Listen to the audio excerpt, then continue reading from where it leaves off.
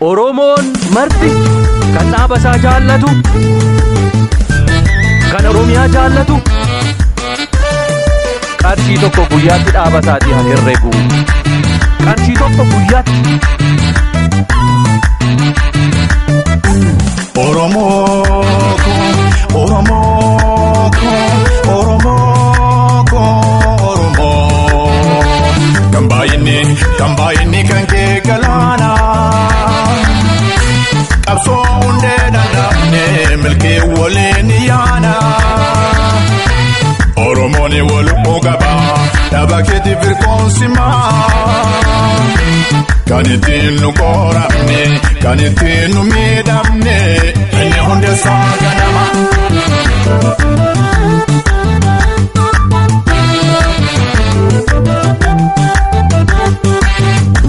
Waliin ni taane galma barbaannu kenna. Gamtaan tokkummaan deemne diina keenya simoona.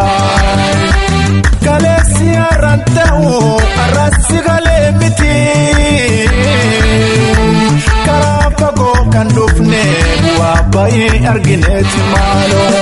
Waa miileena shanaan taane barnuu miileena shantamaa. Galiin dhabaaf murteessa qabsoo ceesisuuf galma. Mallaqni kaayoo ta'u garuu qabsoo finiinsa.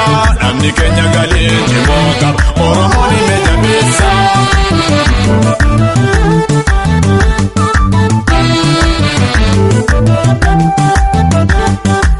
Waan hunda waliin beekna dabarsi waggaa dhibbaa.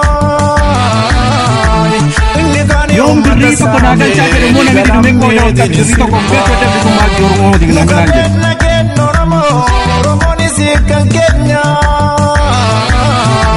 Dhugaan sabaaf qabsoofne afaan lammii kenna maaloo. Inni kan sabaaf jedhee lubbooyyuu waree eegamaa. Guyyaatti qarsheen tokko dhabaaf mamararama. Saba koori kecha koo nu waliif bargaachana. Dhaba keenya galeetti godha qabsoonni finiinama. Waa miileena shanaan taane barnuu miileena shantama. Galiin dhabaaf murteessa qabsoo ceesisuuf galma. Mallaqni kaayoo ta'u garuu qabsoo finiinsa. Namni keenya galeetti moo qaba Oromoon hime jabeessa.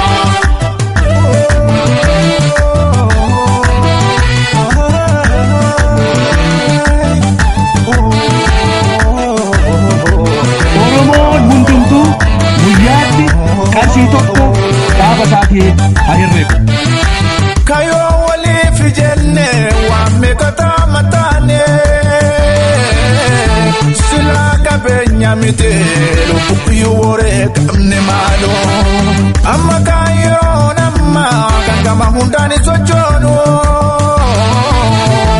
Dhaba keenya galeetti goonee qabsoos galma haa geenyu. Inni kan sabaaf jedhee lubbooyyuu waree eegamaa. Guyyaatti qarsheen tokko dhabaaf mamararama. Saba koori kecha koo nu waliif bargaachana. Dhaba keenya galeetti godha qabsoonni finiinama. Inni kan sabaaf jedhee lubbooyyuu waree eegamaa. Guyyaatti qarsheen tokko dhabaaf mamararama. Saba koori kecha koo nu waliif bargaachana. Dhaba keenya galeetti godha qabsoonni finiinama.